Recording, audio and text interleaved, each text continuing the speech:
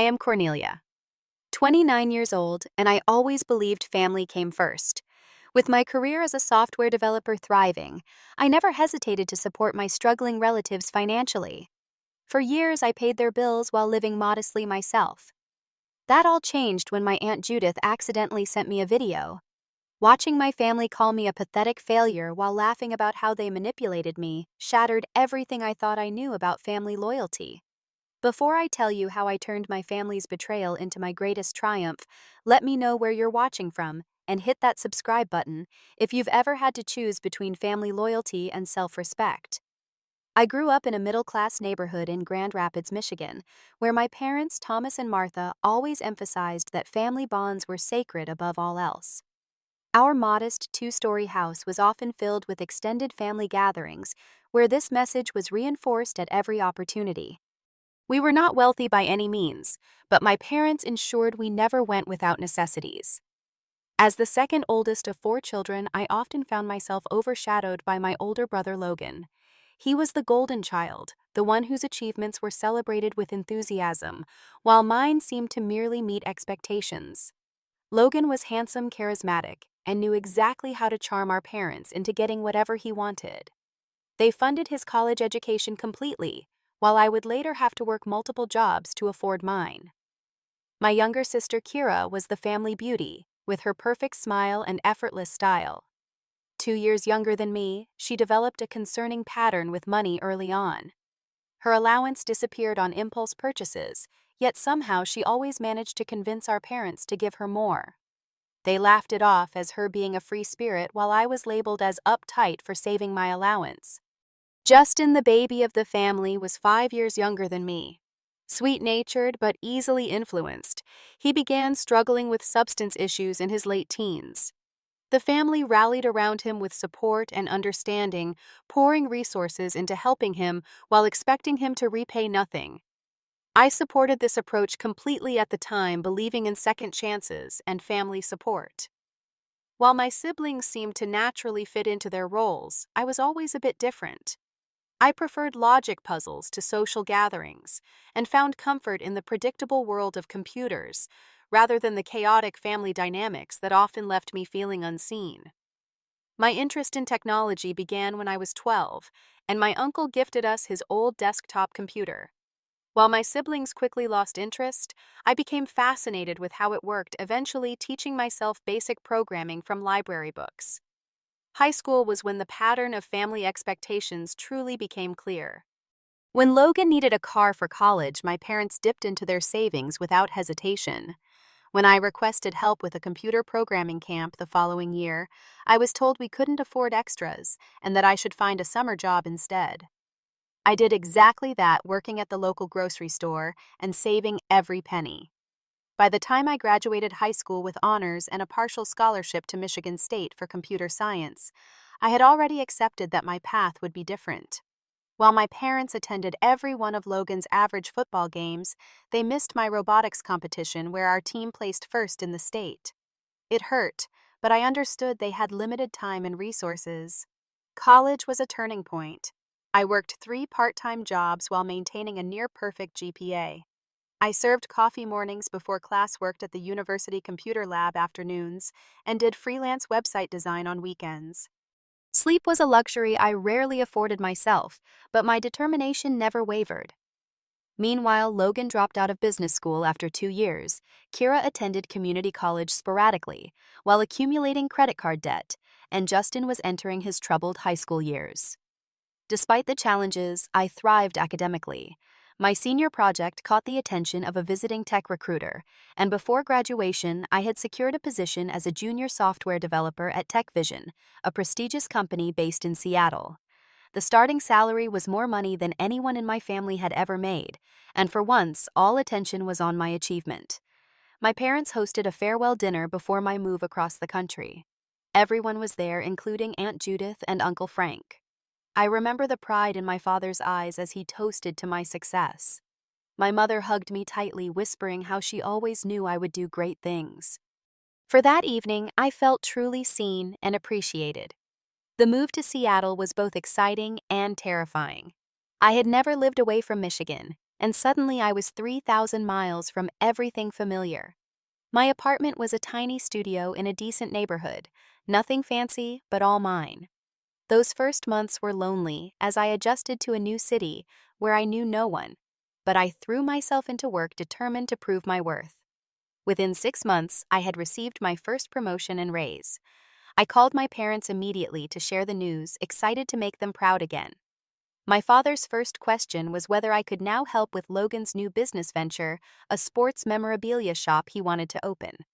The request caught me off guard, but the hopeful tone in my father's voice made it impossible to refuse. That was the beginning. What started as a one-time loan of $3,000 to help Logan with startup costs quickly evolved into something else entirely. Within weeks, Kira called in tears about credit card collectors threatening legal action over her $8,000 debt. Then my parents needed a new roof after a severe storm, another $5,000. Justin relapsed and needed a specialized treatment program not covered by insurance, $12,000 more. Each request came with assurances of repayment that never materialized. Each time I transferred money, I told myself it was temporary, that family supports each other through hard times. My bank account, which had been growing steadily, began to dwindle despite my increasing salary. Still, I lived modestly, shopping at discount stores and eating at home while my siblings posted social media photos from restaurants and vacations funded by my generosity. I continued to believe I was doing the right thing. After all, family comes first. That is what I had been taught my entire life. By my third year at TechVision, I had been promoted to senior developer with a salary that should have allowed me to live quite comfortably. Instead, I found myself constantly checking my bank balance with growing anxiety. The financial demands from my family had evolved from occasional emergencies to regular expectations. Every month brought new requests disguised as temporary crises. Logan's business was perpetually on the verge of a breakthrough that never came, requiring regular infusions of cash for inventory, rent, or marketing. $4,000 for a supposedly rare collection of signed baseballs that would sell for double.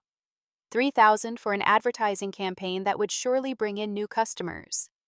$2,000 for a point-of-sale system that the business desperately needed.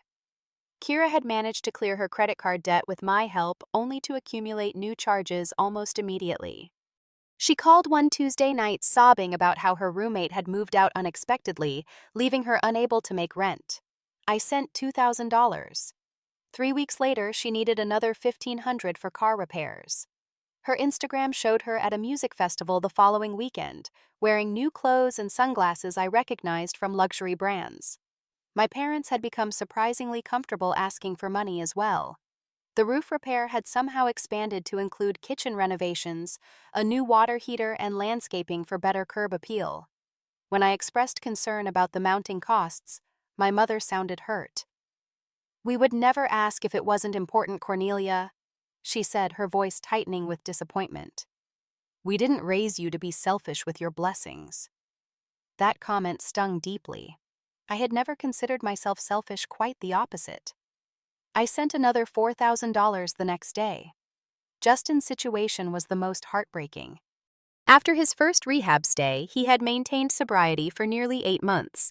I was genuinely proud of him and happy to help with his recovery costs and apartment deposit when he moved into his first place. When he relapsed, I paid for another treatment program without hesitation, and another after that, and outpatient therapy, and sober living expenses. The costs were enormous, but how could I put a price on my brother's life? I began tracking these family loans in a spreadsheet initially to ensure I remembered who owed what. When repayments eventually came, the total grew alarmingly fast. 10,000 became 20, then 50. By the 3-year mark, I had given my family over $65,000 that I would never see again. This financial drain began affecting my own life in tangible ways. The vacation to Japan I had been planning for years was indefinitely postponed. The down payment fund for a condo remained stagnant. I continued living in my small apartment now, with furniture showing significant wear.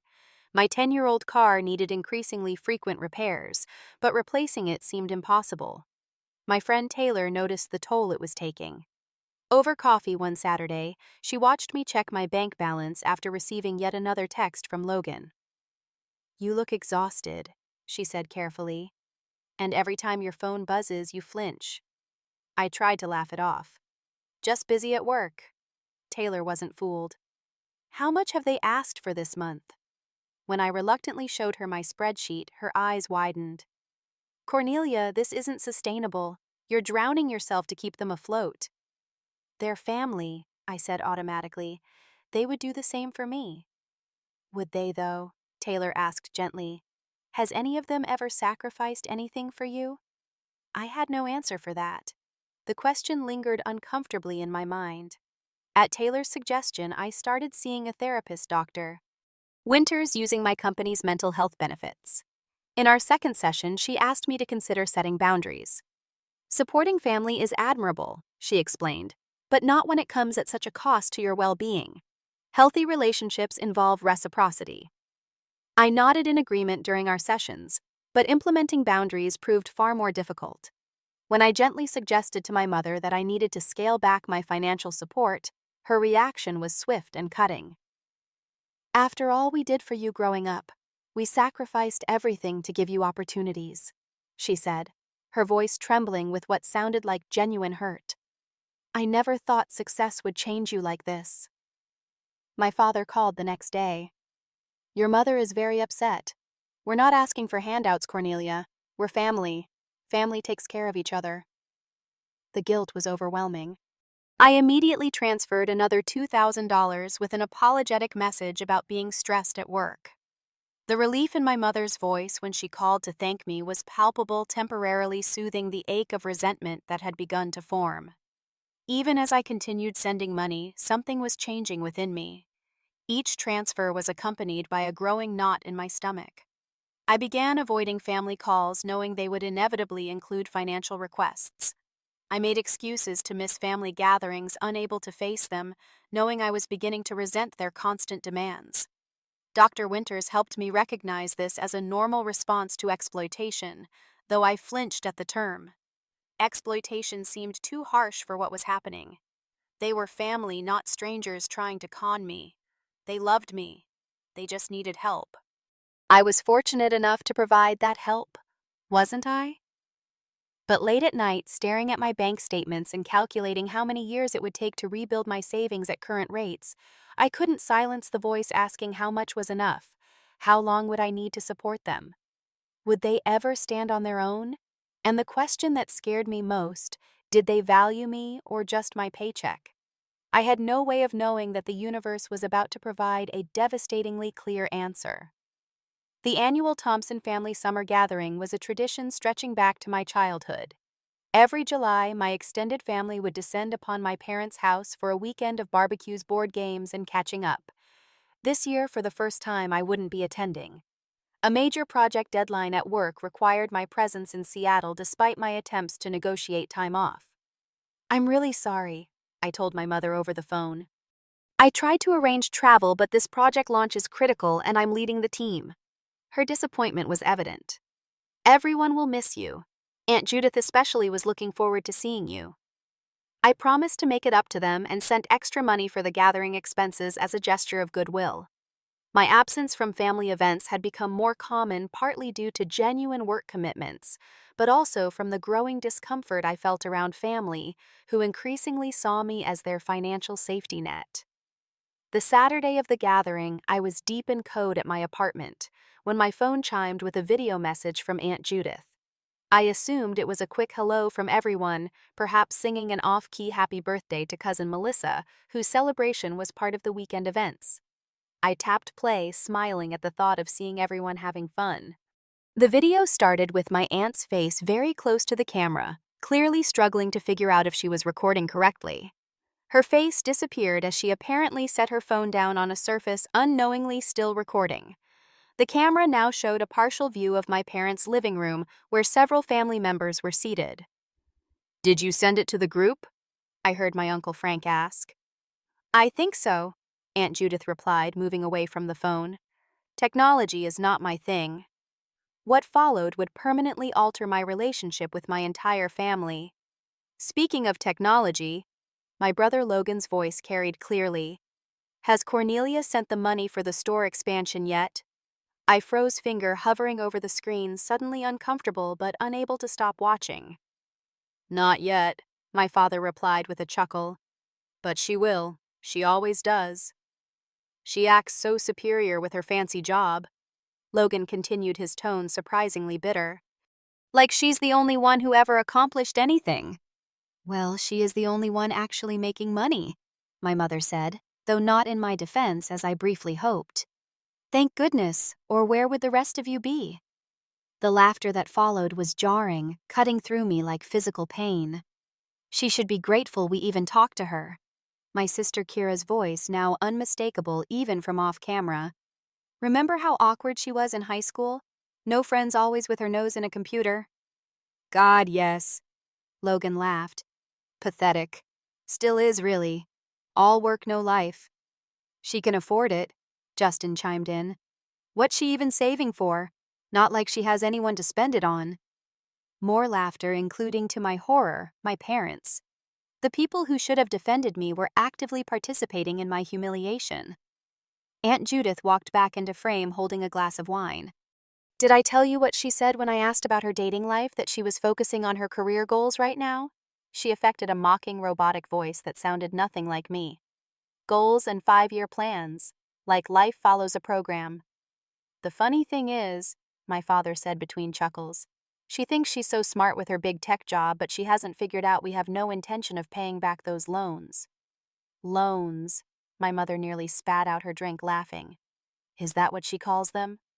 "She's such a pathetic failure at anything but work," Logan declared. "All that money and success, and she has no idea how the real world operates, no idea how to stand up for herself." "Remember when she tried to cut back on sending money?" Kira asked. "One guilt trip and she folded immediately." "Sent extra too," my mother added proudly. "Thomas and I have raised that girl right. Family first, no matter what." "To the family ATM." Justin raised his glass in a mock toast. "May she never run out of funds or grow a backbone." They all laughed and clinked glasses. The video continued for another 30 seconds of similar mockery, before ending abruptly, likely when Aunt Judith realized she was still recording. I sat completely still, my phone clutched in a white-knuckled grip, tears streaming down my face. The people I loved most in the world, the people I had sacrificed everything for, were laughing at me behind my back, mocking my career, my social life, my generosity, calling me pathetic, a failure. The betrayal was so profound I felt physically ill. My chest tightened until breathing became difficult. I played the video again, hoping somehow I had misunderstood or imagined the worst parts. But no, it was all there, even more painful on second viewing, when I caught additional cruel comments I had missed initially. My phone began buzzing with incoming calls and messages almost immediately. Aunt Judith first, then my mother, then a family group text with frantic messages. "Cornelia, I sent you the wrong video by mistake. Please delete without watching. Call me right away." I turned off my phone, completely unable to face any of them. I needed to process what I had just witnessed. Every sacrifice I had made, every extra shift I had worked, every vacation canceled and dream deferred had been met not with gratitude, but with contempt and mockery. They didn't respect me. They didn't even like me. They were using me, laughing at me, seeing me as nothing more than a convenient source of cash. For the first time in my adult life, I called in sick to work the next day, and the day after that. I simply couldn't function. The video played on endless loop in my mind, each cutting remark slicing deeper with every mental replay. I alternated between sobbing uncontrollably and sitting in shocked silence, trying to make sense of a world that had suddenly lost all meaning. On the third day, I finally turned my phone back on. The barrage of notifications was overwhelming. 37 missed calls, 62 text messages, emails, voicemails, social media messages, all from family members suddenly desperate to reach me. I listened to one voicemail from my mother. "Cornelia, darling, please call us. What you heard was just silly teasing that came out wrong. You know how we joke around. We love you so much. Call me back, sweetheart." Teasing, joking. The memory of their laughter as they called me pathetic felt anything but playful. Another from Logan. Hey sis, about that video. Everyone was just drinking and blowing off steam. Nobody meant anything by it. By the way, I wanted to talk to you about the store expansion. Even now, he was still asking for money. The audacity was almost impressive. Kira had sent a series of texts with uncharacteristic concern. Cornelia, please respond. We're all worried about you. Whatever you think you heard, it wasn't what we meant. This isn't fair. You're scaring Mom. At least let us know you're okay. Only after scrolling through dozens of similar messages did I find one that acknowledged any wrongdoing. I'm sorry about what we said. We were just jealous of your success. Too little, too late. The truth had finally been revealed, and there was no putting that genie back in the bottle. The days following the video revelation were a blur of emotional turmoil. I alternated between devastating grief and blinding anger. Years of memories replayed in my mind, conversations and interactions now cast in an entirely new light. Had they always seen me this way? Had they ever valued me for anything beyond financial support? I dragged myself into the shower on the third day, catching my reflection in the mirror. Dark circles shadowed my eyes and my face looked gaunt from hardly eating. This person, this hollow shell, was unrecognizable. I had lost myself somewhere along the way, becoming nothing more than an extension of my family's needs and demands. That afternoon, I finally called Taylor. Within an hour, she was at my apartment with comfort food and a shoulder to cry on. I showed her the video, something I had been unable to bring myself to watch again, but needed someone else to witness to confirm I wasn't overreacting. Taylor's face hardened as she watched, her expression shifting from shock to outrage. When it finished, she set my phone down carefully as if it might explode. Those ungrateful, manipulative, she began, then stopped herself, taking my hands in hers. Cornelia, this is financial abuse. They've been exploiting your generosity for years, and now they're mocking you for it. This has to stop. I know, I whispered, the admission itself painful. But they're still my family. Family doesn't treat each other this way, Taylor insisted. Real family supports each other emotionally as well as financially, and they certainly don't laugh about taking advantage of each other. Taylor stayed late into the night, helping me sort through my feelings and options. The next morning, with her encouragement, I made 2 important appointments, one with a financial advisor and another with my therapist, Dr. Winters. The financial consultation was eye-opening. I brought my detailed spreadsheet tracking all the money I had given my family over the years. The advisor, Ms. Rodriguez, reviewed it with increasing concern. Based on your income and these outflows, you've been giving approximately 40% of your take-home pay to your family, she calculated, looking up from her computer. That's unsustainable by any standard. She helped me assess my current financial situation. My emergency fund was depleted. My retirement savings were significantly below recommended levels for my age. The condo down payment I had been saving for was nowhere near target. Years of generous support to my family had left my own financial future precarious. The good news, Ms. Rodriguez continued, is that you're young and have a strong income. If you stop these outflows now, you can rebuild relatively quickly, but this pattern cannot continue. I left her office with a new financial plan and a painful awareness of how much my family's demands had cost me. That afternoon, I sat in Dr. Winters' office, emotionally drained, but more clear-headed than I had been in days. I feel like such a fool, I admitted after showing her the video. How did I not see this? How did I let it go on for so long? You saw what you wanted to see, Dr. Winters replied gently. You valued family loyalty and wanted to believe they valued you equally. That's not foolish, Cornelia. That's human. We spent the session discussing healthy boundaries and the concept of chosen family versus biological family. Dr. Winters emphasized that relationships should be reciprocal, that love without respect is not truly love at all. What do you want to do now? She asked toward the end of our session. I don't know if I can cut them off completely, I said honestly. Despite everything, I still care about them, but I can't continue as things were. Those aren't the only 2 options, she pointed out. You can establish boundaries without severing ties. The key is enforcing those boundaries consistently. That evening, I drafted a plan. I would not respond to any family communications until I felt emotionally ready. I would consult with a lawyer about the possibility of formalizing past loans with proper documentation. Most importantly, I would reclaim my financial independence and self-respect. I set up automatic replies to texts and emails from family members. I am taking some time to process recent events and will respond when I am ready.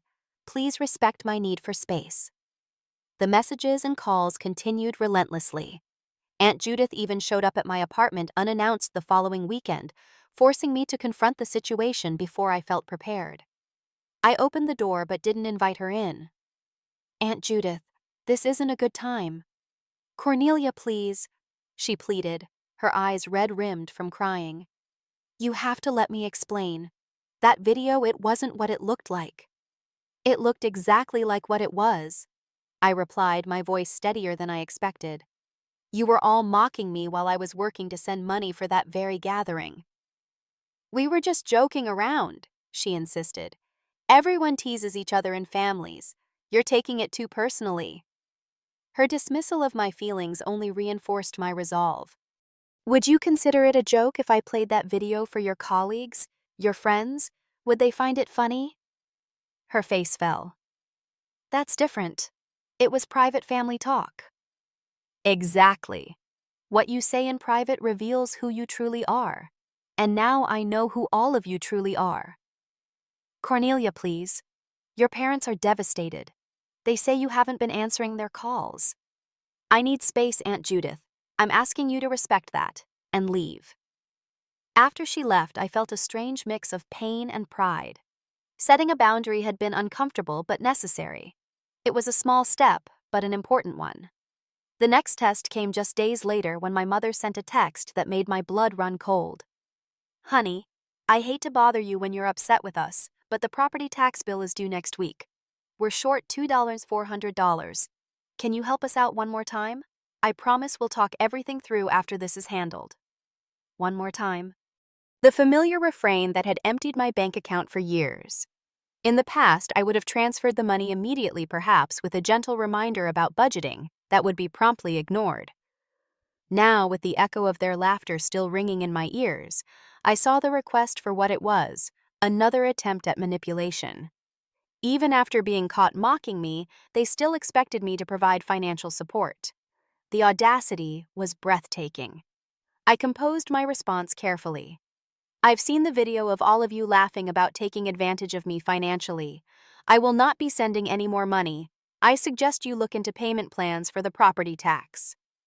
The response was immediate and exactly what I had expected. My phone exploded with calls and texts shifting rapidly from apologetic to hostile. You're overreacting to a stupid joke. I can't believe you'd abandon your family over hurt feelings. We've always been there for you. After everything we've done for you, this is how you repay us. Logan left a particularly venomous voicemail. You think you're better than us with your fancy job and big paycheck? Family takes care of family. There will be consequences if you cut us off like this. Don't come crying to us when you need something. The implied threat might have scared me before, but now it only confirmed I was making the right decision. What kind of family threatens consequences for not giving them money? The situation escalated when my parents showed up at my workplace the following Monday. I was in a meeting when reception called to inform me my parents were in the lobby, causing a scene and demanding to see me. They were telling anyone who would listen that I was abandoning my family in their time of need. I excused myself from the meeting, mortified that my personal problems had spilled into my professional life. In the lobby, I found my father red-faced and shouting while my mother dabbed at tears with a tissue. Several co-workers were staring in uncomfortable silence. Mr. and Mrs. Thompson, I said formally, keeping my voice low and controlled. This is inappropriate. I'm going to have to ask you to leave. Don't you dare speak to us that way, my father hissed. We raised you better than this. I'm at work, I replied evenly. If you don't leave voluntarily, security will escort you out. We can discuss this another time in an appropriate setting. You'd have security remove your own parents. My mother looked genuinely shocked. If necessary, yes. I had never stood up to them so firmly before. The surprise on their faces would have been comical under different circumstances. They left, but not without my father warning loudly that I would regret my decision. That evening, I contacted a lawyer specializing in family financial matters. Ms. Patel listened to my situation with professional detachment, then offered practical advice. Without formal loan agreements, it will be difficult to recoup the money you've already given, she explained. However, we can send a formal cease and desist letter regarding their harassment, and I would recommend documenting any further contact in case a restraining order becomes necessary. A restraining order against my own family. The thought was surreal, yet I couldn't dismiss it entirely given their recent behavior. I authorized Ms. Patel to send the cease and desist letter, another step toward establishing firm boundaries. When the letter arrived at my parents' house, the family exploded in indignation. Relatives I hadn't heard from in years suddenly had opinions about my cruel and heartless behavior. Social media became a battlefield with family members posting vague but pointed comments about ingratitude and family loyalty. I deactivated my accounts temporarily, focusing instead on rebuilding my life and finances.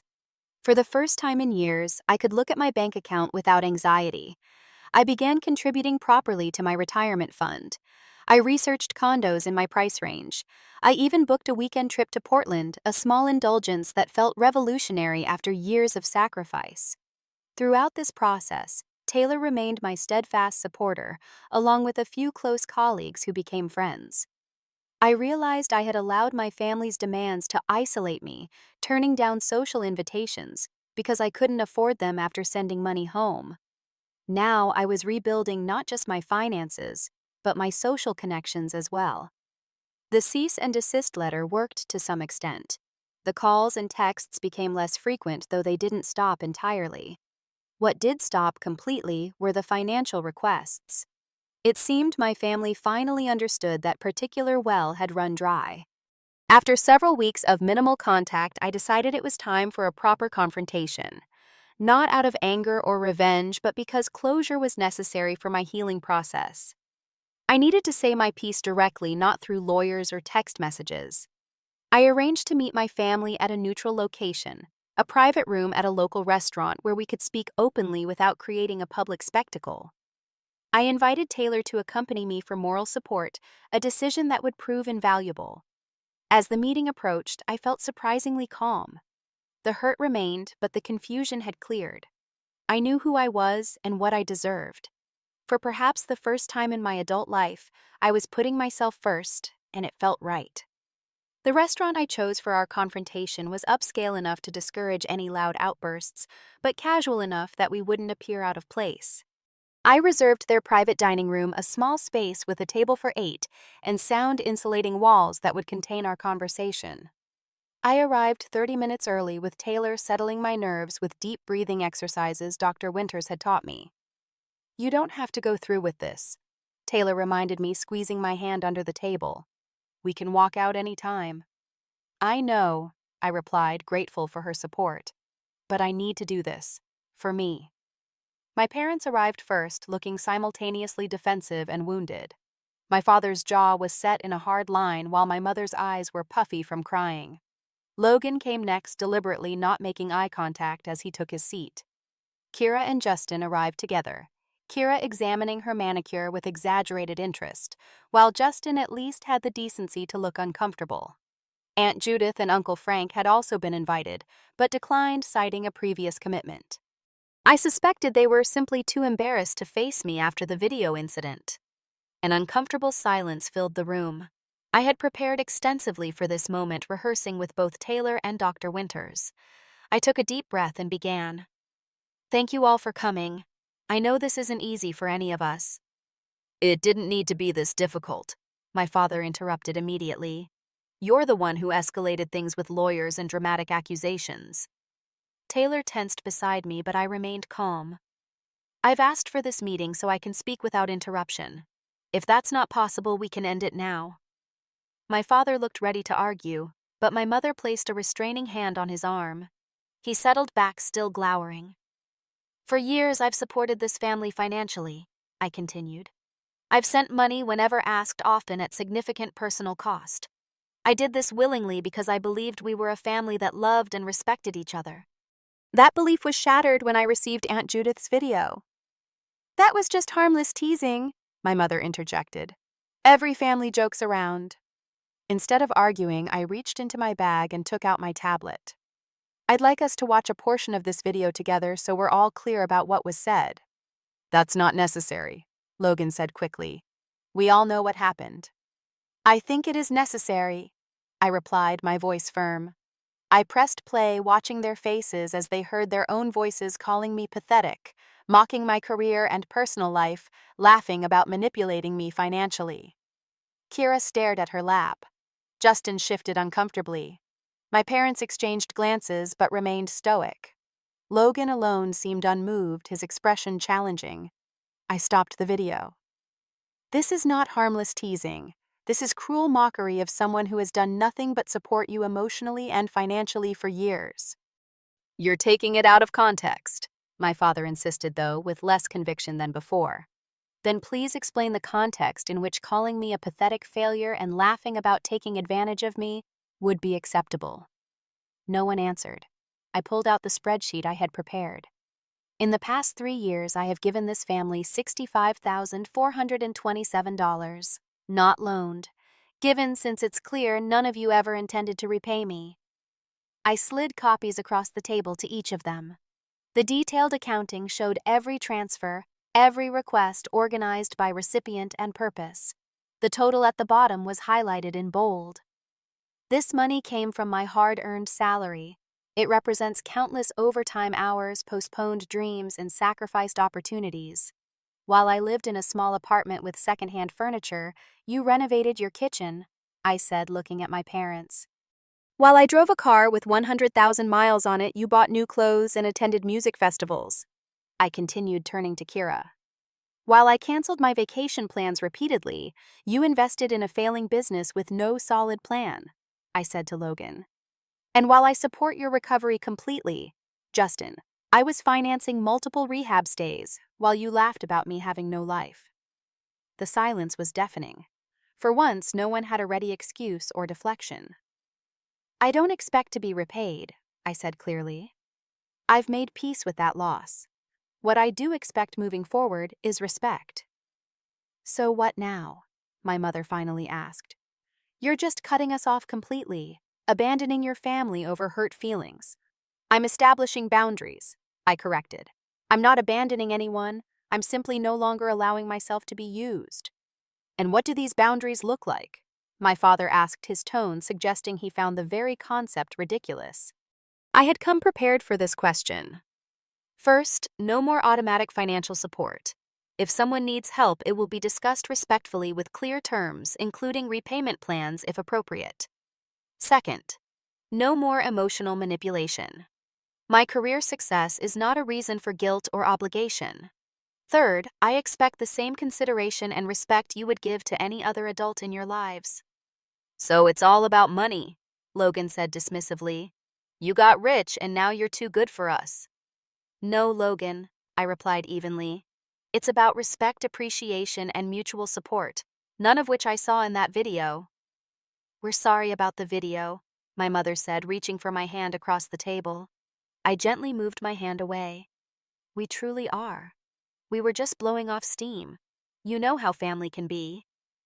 I do know how family can be, I agreed. Family can be supportive, loving, and kind. Or family can be exploitative, dismissive, and cruel. You've shown me which version you are. That's not fair, Justin protested, speaking up for the first time. One stupid video doesn't erase a lifetime of being family. You're right, I acknowledged. It doesn't. But it did reveal truths that can't be unseen. And coupled with years of one-sided financial support and emotional manipulation, it painted a clear picture of our relationship dynamic. So that's it, Logan demanded, standing abruptly. If you don't help us, you're not part of this family anymore. Is that what you're saying? I met his gaze steadily. No, Logan. That's what you're saying.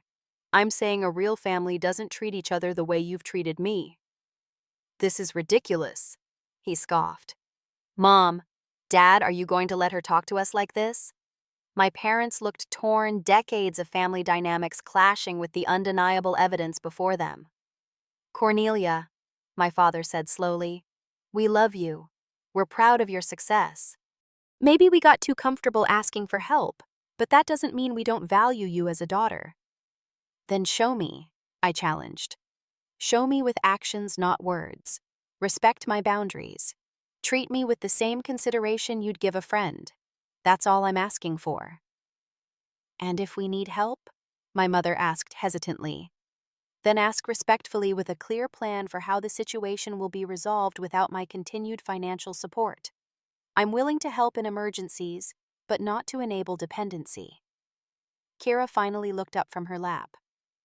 This feels like an ultimatum. It's not an ultimatum. It's a boundary. I'm not demanding anything from any of you except basic respect. And if we don't agree to these terms, Logan challenged. I took a deep breath. This was the hardest part. Then we'll have very limited contact until that changes. I won't subject myself to disrespect and exploitation anymore, even from family. If you don't help us, you're not part of this family, Logan declared, looking to our parents for support. Right. The question hung in the air.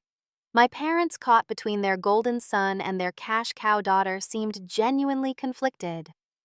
A real family wouldn't make that condition, I said quietly, gathering my things. A real family would want what's best for everyone, not just what benefits them personally. I stood Taylor, immediately rising beside me. I love you all. I truly do. But I also need to love myself enough to expect better treatment than I've received. The choice is yours. With that, we walked out of the restaurant. Logan's angry voice followed us, but I didn't look back. For the first time in years, I felt a weight lifting from my shoulders. I had said my piece. I had stood my ground.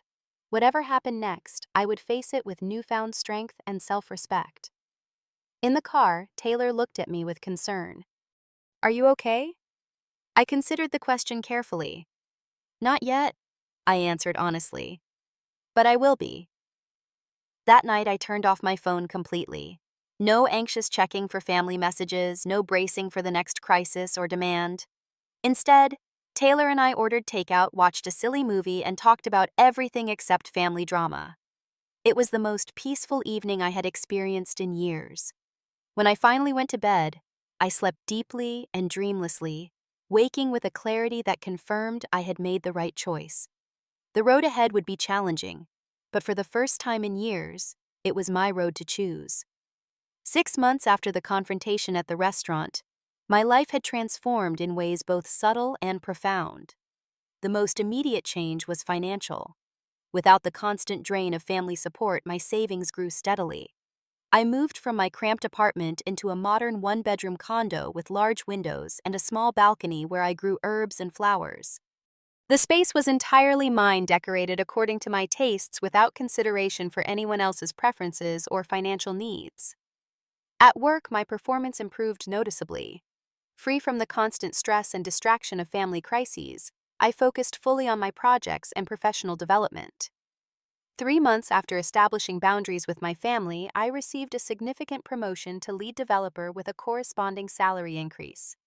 My team celebrated with me, genuine in their congratulations, without any hints of underlying resentment or expectations. My social life blossomed as well. I reconnected with college friends I had lost touch with during years of working overtime to fund family demands.